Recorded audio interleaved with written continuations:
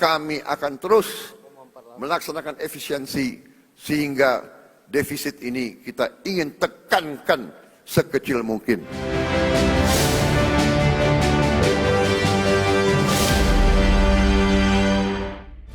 Ya, pemirsa, dalam penyampaian terkait dengan RAPBN 2026 Jumat lalu, Presiden Prabowo Subianto menegaskan akan melanjutkan kebijakan efisiensi anggaran pada tahun depan.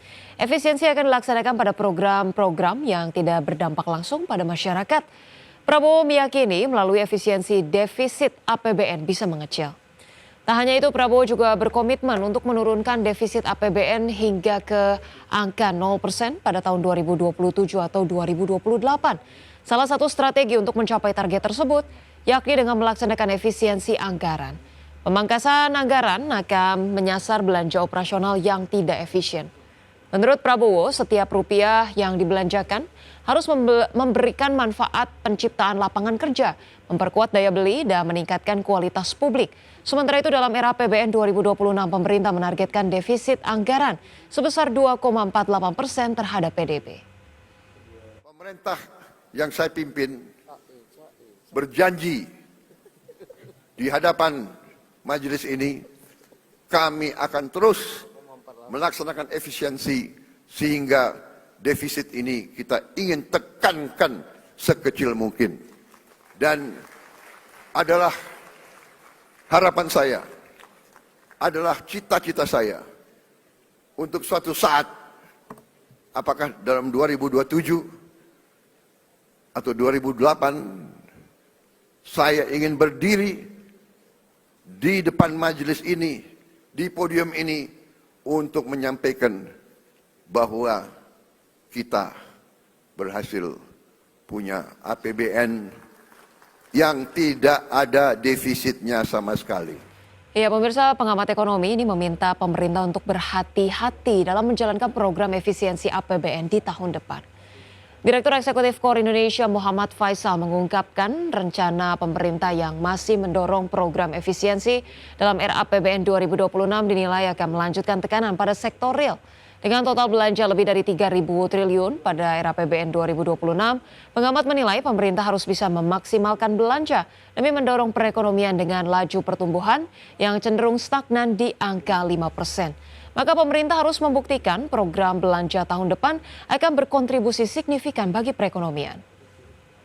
Bagaimana untuk kemudian level implementasi di level yang lebih detail, jangan sampai kemudian malah menghambat perekonomian, ya, atau menahan laju pergerakan ekonomi sebagaimana yang sudah terjadi misalnya pada sektor pariwisata yang di banyak daerah justru semakin terseok-seok dengan belanja untuk perjalanan yang masih banyak ditahan, gitu, yang bukan hanya dipotong. Pemirsa, Menteri Investasi dan Hilirisasi atau Kepala BKPM Rosan Roslani mengungkapkan hadirnya Danantara mampu menarik minat investor untuk berinvestasi di Indonesia.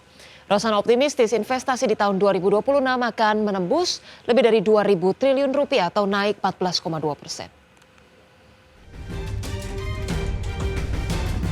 Menteri Investasi dan Hilirisasi atau Kepala BKPM, Rosan Roslani optimis investasi di tahun 2026 bakal menembus 2.000 triliun lebih atau naik 14,2% lantaran peran Danantara yang semakin meningkatkan kepercayaan investor asing maupun dalam negeri untuk menanamkan modalnya di Indonesia. Rosan mengungkapkan pihaknya juga terus berupaya mendorong adanya reinvestasi dari para investor. Rosan juga optimis dalam 5 tahun terakhir realisasi investasi diharapkan mampu mencapai 13 triliun rupiah. Tetapi dalam 5 tahun terakhir memang investasi yang diharapkan itu meningkat tajam, mencapai 13.032,8 triliun dari tahun 2025 dan 2029-nya. Tentunya dengan adanya Danantara ini juga menimbulkan keyakinan atau confidence dari investor, baik terutama investor luar negeri pada saat mereka berinvestasi di Indonesia, karena sekarang mereka mengetahui bahwa kita melalui our sovereign wealth fund juga dapat berinvestasi bersama-sama dengan mereka. Berdasarkan data dari BKPM, realisasi investasi hingga tahun 2024 meningkat tajam dari 826 triliun rupiah pada tahun 2020 menjadi 1.714 triliun rupiah di tahun 2024.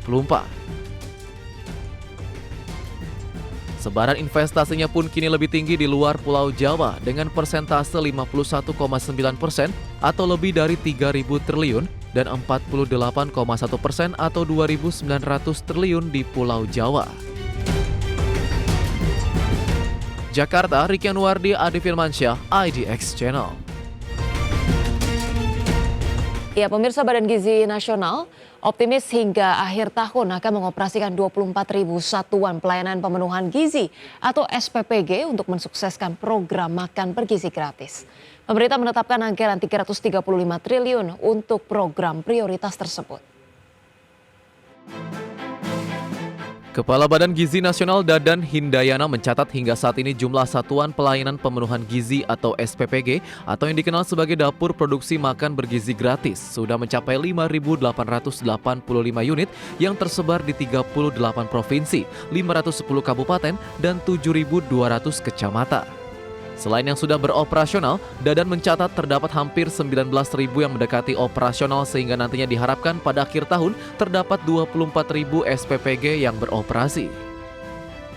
Selain telah terverifikasi, Dadan menyebutkan SPPG ini didirikan dan dibiayai tak hanya oleh pemerintah, melainkan langsung oleh masyarakat. Jika satu unit SPPG menelan biaya 2 miliar, setidaknya terdapat 48 triliun uang yang sudah beredar di masyarakat.